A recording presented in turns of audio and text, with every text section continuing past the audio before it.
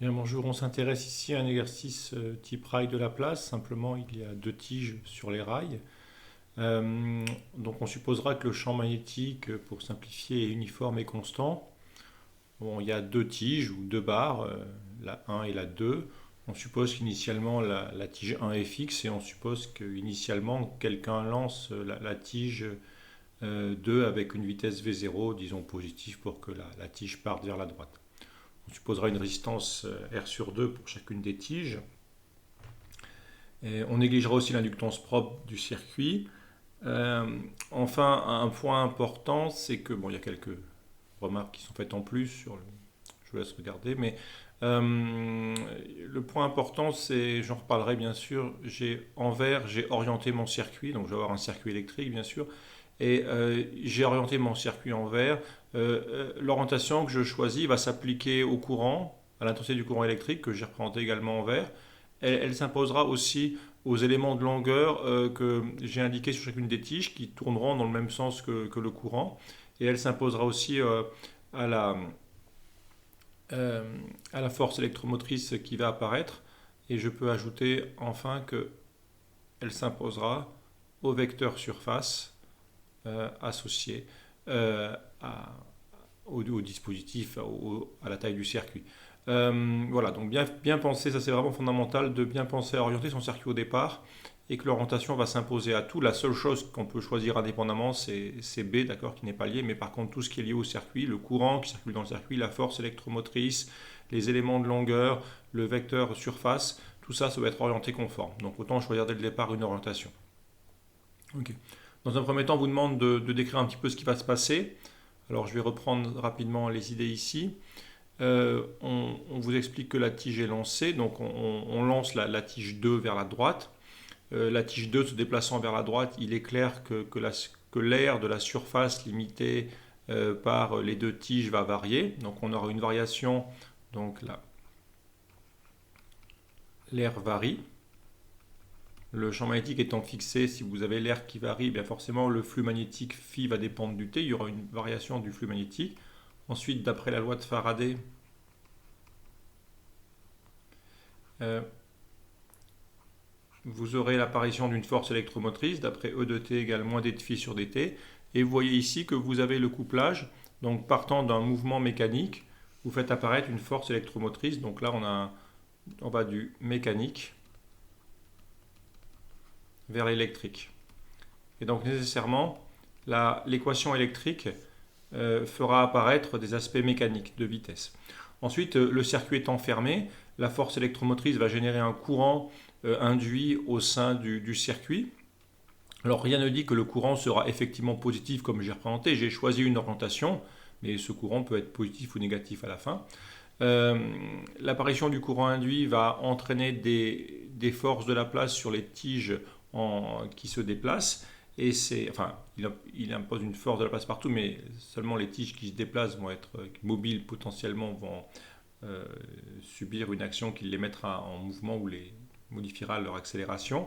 Donc il y aura apparition d'un courant qui donc crée des forces de Laplace sur les tiges et qui ça va donc affecter le mouvement des tiges. Et donc là, vous avez, disons, la réciprocité, vous avez l'électrique qui va agir sur le mécanique. D'accord. Donc également, les équations mécaniques qu'on va écrire feront apparaître les courants, donc feront apparaître des aspects électriques. Et on aura bien un système d'équations couplées, forcément.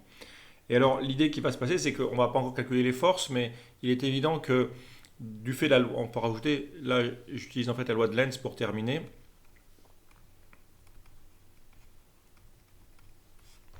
La barre 1 va tenter de rattraper la barre 2 parce que ce qui a donné naissance à ce phénomène d'induction, c'est l'augmentation de la surface du circuit. Donc l'idée, c'est que quand la barre 2 part, ben, la barre 1 va essayer de la rattraper et les forces doivent être en ce sens. Donc certainement que la barre 2 va être freinée, la barre 1 va être accélérée de telle façon à essayer de réduire l'écart qui sépare les deux barres. On y reviendra vers la fin de l'étude.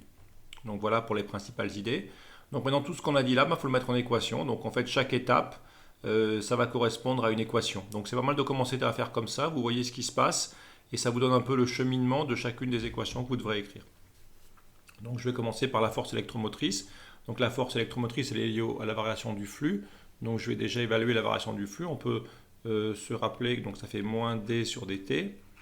Et le flux, ça va être l'intégrale double à travers la surface sigma. Donc sigma, en fait, c'est la surface, donc ça va être l'air qui est disposé ici, d'accord?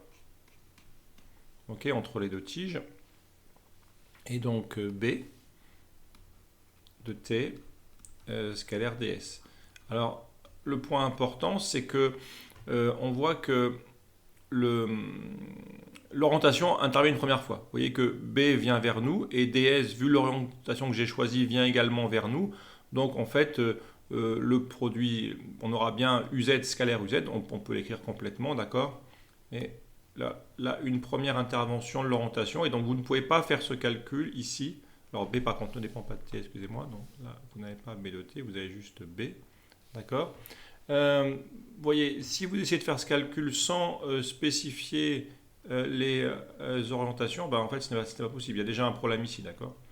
Donc ds uz, le B étant uniforme et constant, je sors de l'intégrale et de la dérivée, ça fait moins B, d sur dt, de l'intégrale double dds, et l'intégrale double dds, ben, c'est la surface totale, donc ça fait moins b d sur dt de s de t. Or, s de t, si je reprends le dispositif que j'ai fait, eh bien c'est le côté qui est là a, et disons la largeur ici, et la longueur ici, c'est x2 moins x1, x2 et x1 étant les positions des tiges à un instant quelconque.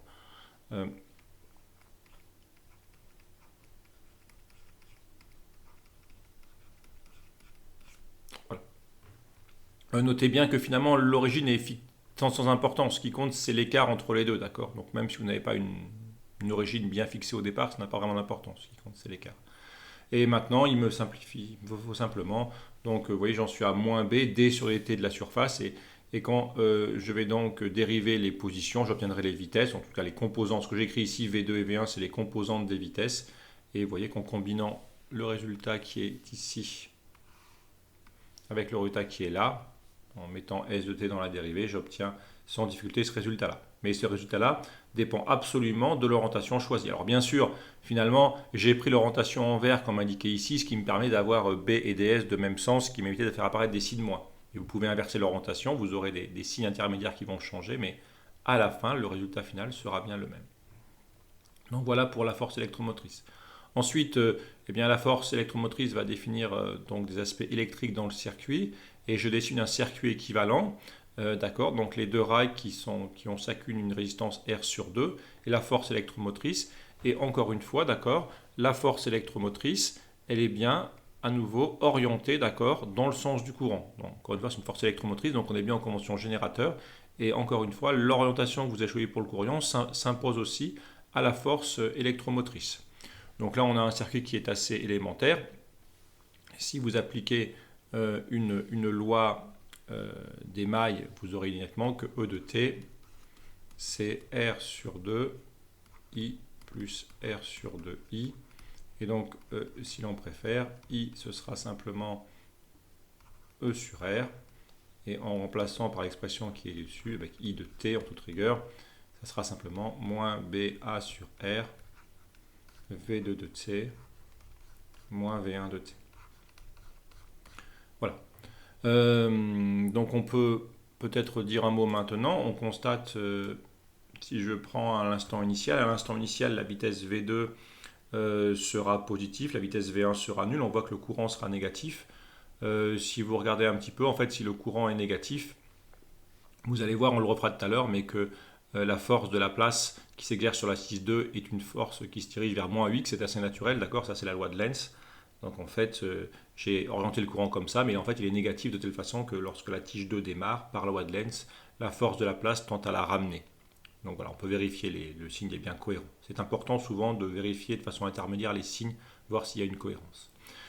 Et en plus, une dernière remarque, d'accord, vous avez bien, d'accord, hein, vous voyez bien que dans l'équation électrique, hein, à la fois ici, à différents endroits, par exemple ici et là, vous voyez que dans les équations électriques apparaissent la vitesse. Donc là, c'est bien le couplage, d'accord. Vous avez des aspects mécaniques dans les aspects électriques. C'est bien le couplage dont je parlais au départ, mécanique, électrique.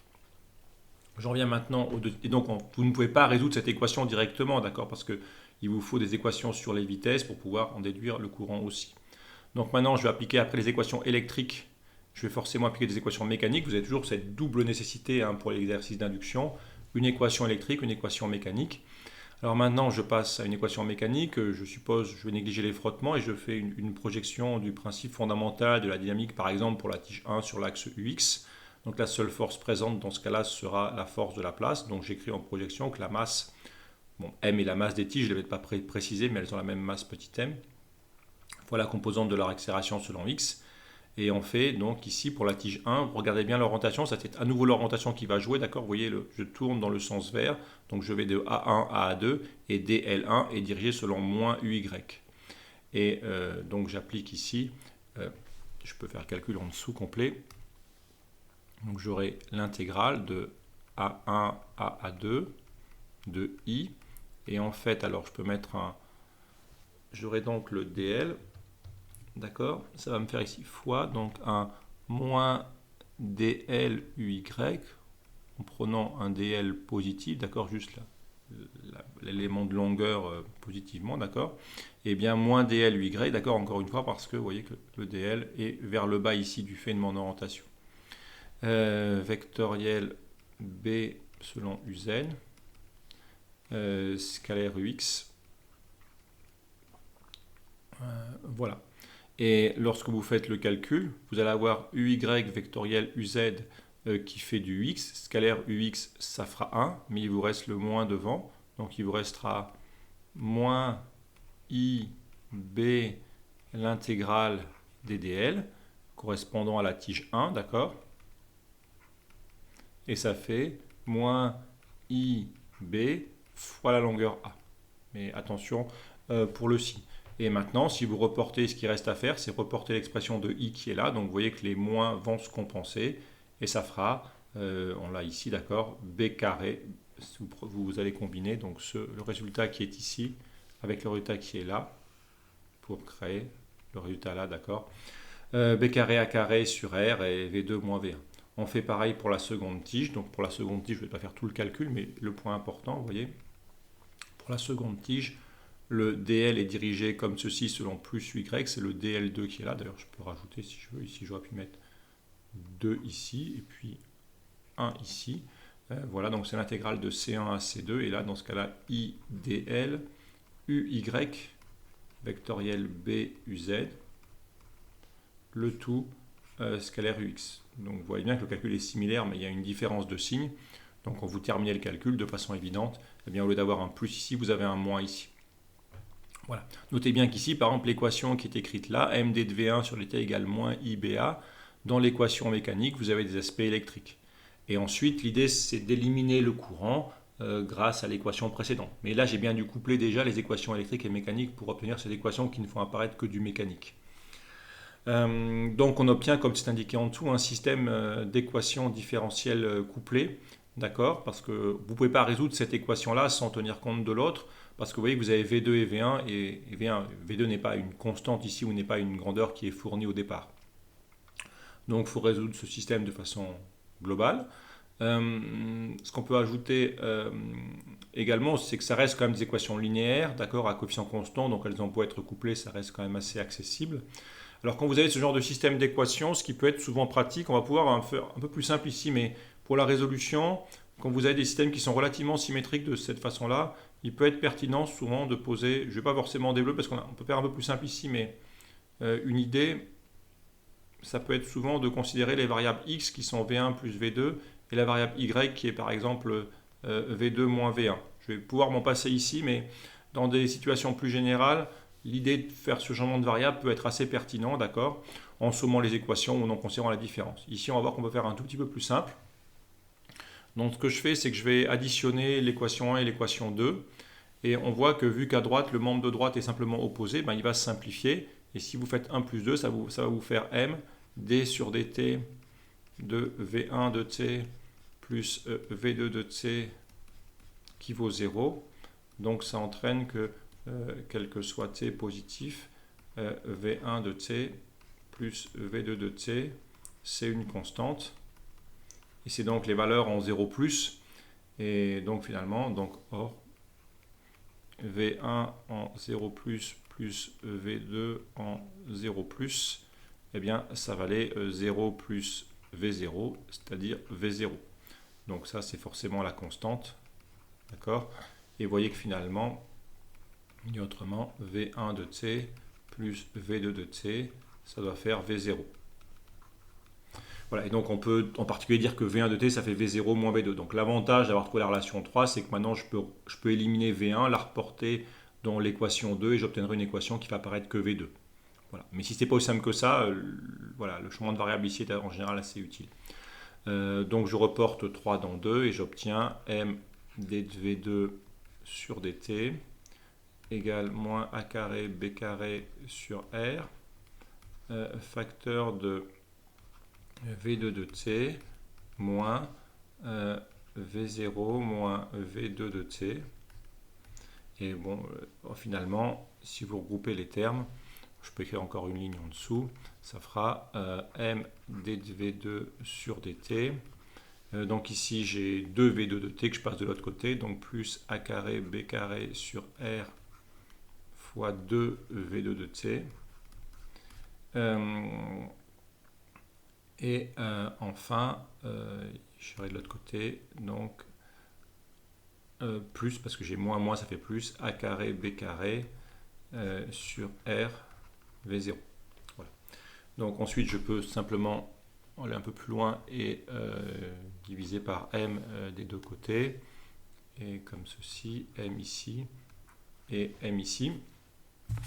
Et donc il me suffit maintenant d'obtenir, on trouve une équation plus classique, une équation du premier ordre à coefficient constant, d'accord. Et simplement on peut poser taux, d'accord, d'après l'équation qui est là et ce que j'ai écrit à la fin, on peut poser avec taux qui vaudra en fait mr sur 2 a carré b carré.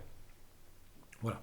Et vu que vous avez un écart d'un facteur 2 ici, d'accord, ici, ce terme-là, il a un décalage de 2 par rapport à taux, d'accord.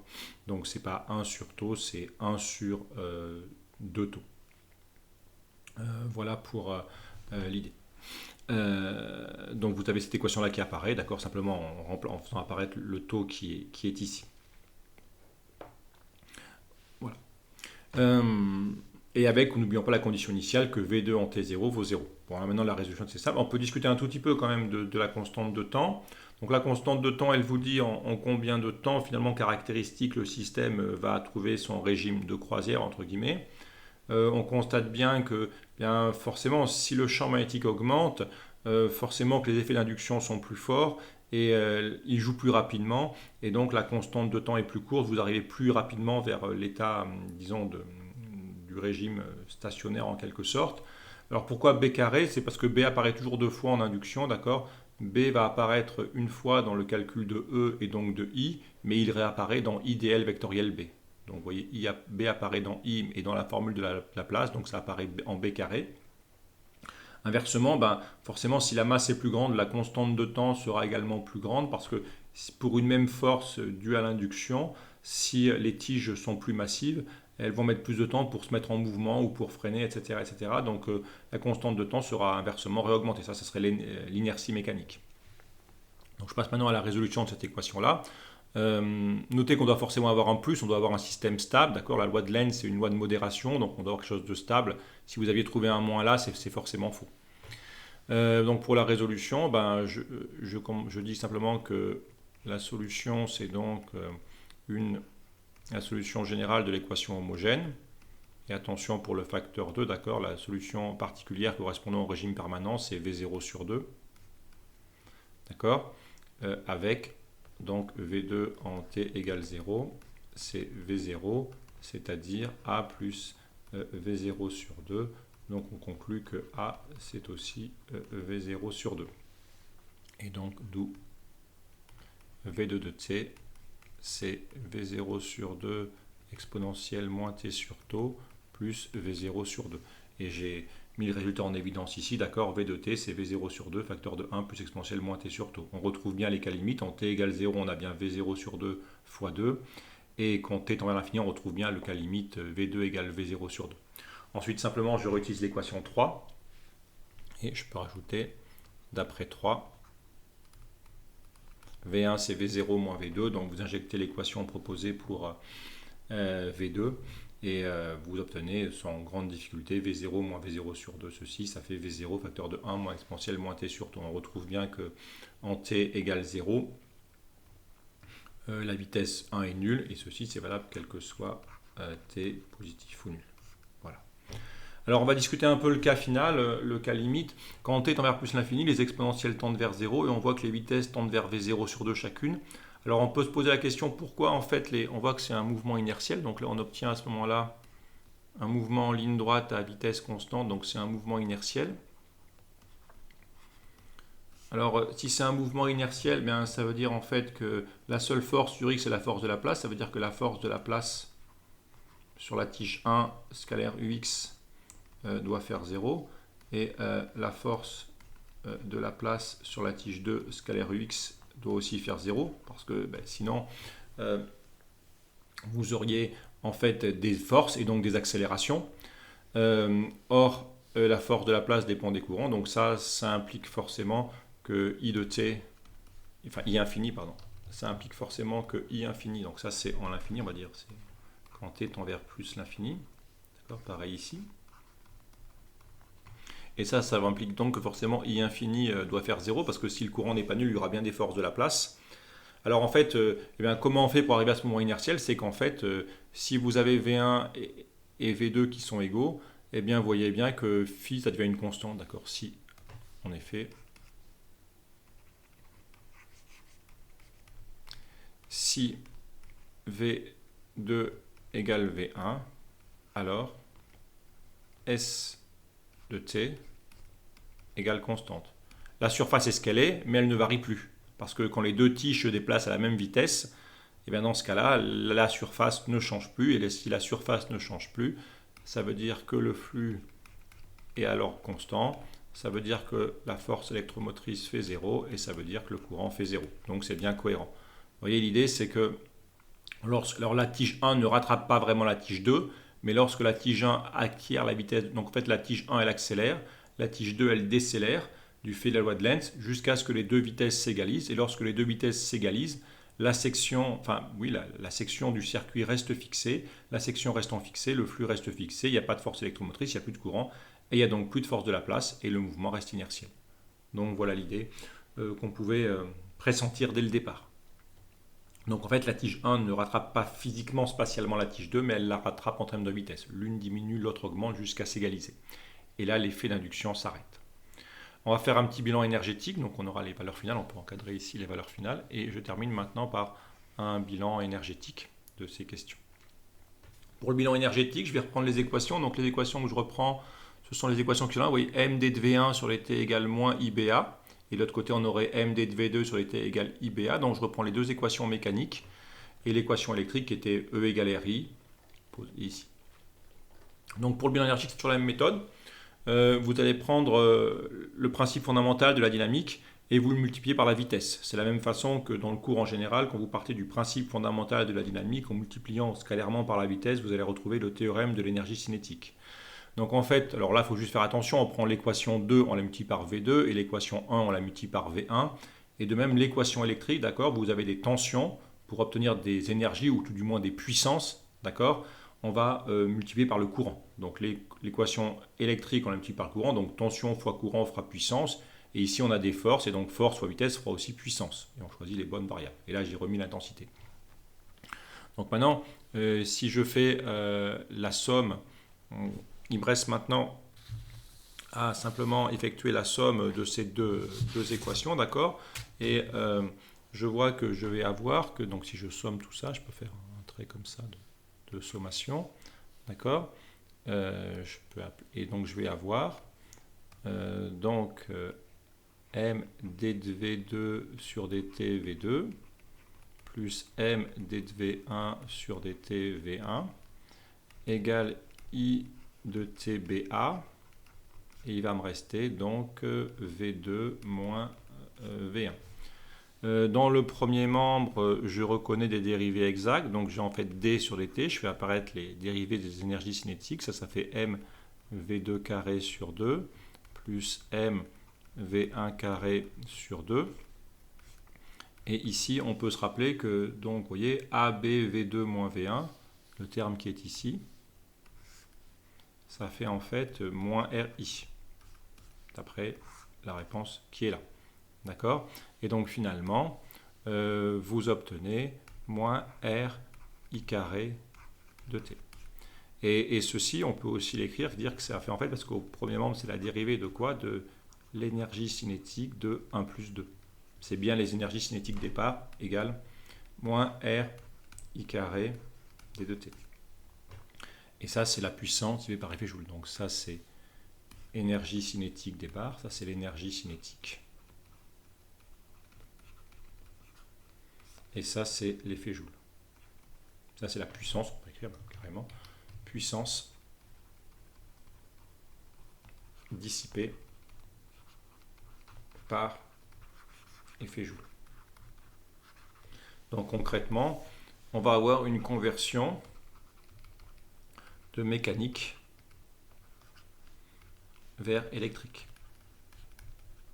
Ce qui se passe concrètement, c'est que l'énergie cinétique départ va faire apparaître une force électromotrice, donc vous avez, et ensuite là, et après électrique, puis après dissipation thermique. Donc en deux états. D'abord, vous avez l'énergie cinétique. L'énergie cinétique donne naissance à une force électromotrice. Cette force électromotrice génère une puissance électrique E fois I, et cette puissance est dissipée par effet Joule dans le système. On peut maintenant intégrer cette relation du début à l'infini. Donc en fait, on peut maintenant aller à l'intégrale de 0 à plus l'infini de D de EC1 plus 2, ça va faire l'intégrale de 0 à l'infini de moins R I carré dt.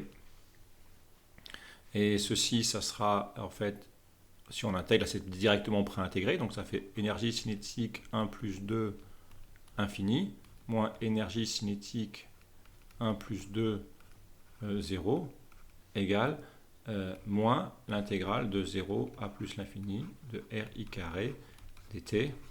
Et là, vu que c'est intégré, ça c'est moins l'énergie dissipée par effet Joule. Et dit autrement, l'énergie cinétique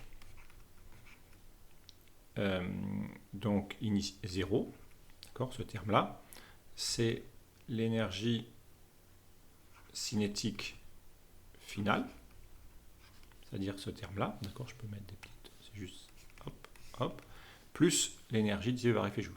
D'accord, ce terme-là était passé de l'autre côté et l'autre part de l'autre côté, d'où les signes, plus l'énergie dissipée par effet Joule. Donc au début, vous avez l'énergie cinétique, on peut réécrire, d'accord. Ici, au départ, vous avez 1 demi de mv0 carré. Ça, c'est l'énergie de la tige 2, qui a que de l'énergie cinétique dans la tige 2 au départ. Eh bien, et à la fin, ici, vous allez avoir quoi? Vous allez avoir 1 demi de m, mais v0 sur 2 au carré, plus pour la première tige, et la deuxième tige a la même énergie cinétique, ça fait 1 demi de mv0 sur 2 au carré. D'accord? Et on peut ça fait donc m v0 sur 2 au carré, parce que c'est 1,5, d'accord? Et ça fait m v0 carré sur 4. Donc finalement, on peut écrire que 1 demi de m v0 carré, ça c'est EC0 au départ, ça fait 1 quart de m v0 carré, EC final, il y a moins d'énergie dans les tiges à la fin qu'au début. D'accord? Les vitesses ont beau être V0 sur 2, V0 sur 2, il faut attention qu'on prend au carré après, hein, plus l'énergie dissipée par effet Joule. Donc voilà pour le bilan final complet, on ne peut pas aller beaucoup plus loin que ça, d'accord? Et vous pouvez même calculer, vous voyez, ainsi vous avez directement l'énergie dissipée par effet Joule qui vaut la moitié, vu que c'est 1,5 et 1/4. L'énergie dissipée par effet Joule sur l'ensemble du mouvement, c'est la moitié de l'énergie cinétique initiale. Et il en restera la moitié dans l'énergie cinétique. Donc partant de l'énergie cinétique initiale, il y en a la moitié qui reste à la fin et la moitié qui aura été dissipée par effet Joule. Alors il y a une autre façon de faire le calcul ici. Donc là, on trouve directement que ce terme-là, et donc, pardon, on trouve directement que ce terme-là est égal à 1/quart de m v0 carré. Alors il y avait une autre façon de faire le calcul en plus lent, il y avait plus long, d'accord, pour trouver ce résultat. Il y avait l'option de faire l'intégrale réellement de r I carré de t dt avec I de t qui valait moins BA sur R, V2 de t moins V1 de t, et en utilisant les expressions de V1 de t avec les expressions connues.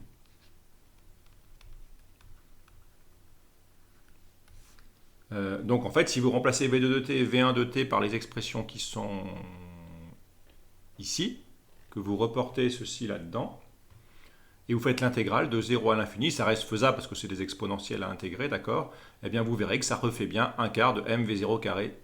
Voilà, mais c'est plus long, d'accord? Mais ça peut marcher, si vous voulez vous entraîner, ça marche aussi. Donc voilà, pour l'exercice complet. Donc si je fais un dernier petit point rapide, bien orienter votre circuit, ça c'est fondamental. Comprendre ce qui se passe à chaque étape, le calcul de la force électromotrice avec les orientations, le courant qui sont déduits, les questions mécaniques, donc forcément une équation électrique, des équations mécaniques qu'on va coupler pour essayer d'obtenir des équations mécaniques. Et à la fin, une fois que j'ai les équations mécaniques et que j'aurai trouvé V1 et V2, je peux trouver le courant si j'ai besoin. D'accord ? Réussir à résoudre le système ici, vu qu'on avait deux équations couplées, avec la méthode proposée ici générale, ou une petite simplification, une variante ici plus simple. Et enfin, bon, le cas inertiel qui peut s'expliquer sans grand calcul. Et le bilan énergétique, la méthode est toujours la même, d'accord? Et on peut, grâce à ce bilan énergétique, trouver déjà des résultats sans faire des calculs extrêmement. Voilà, je vous remercie pour ce sujet.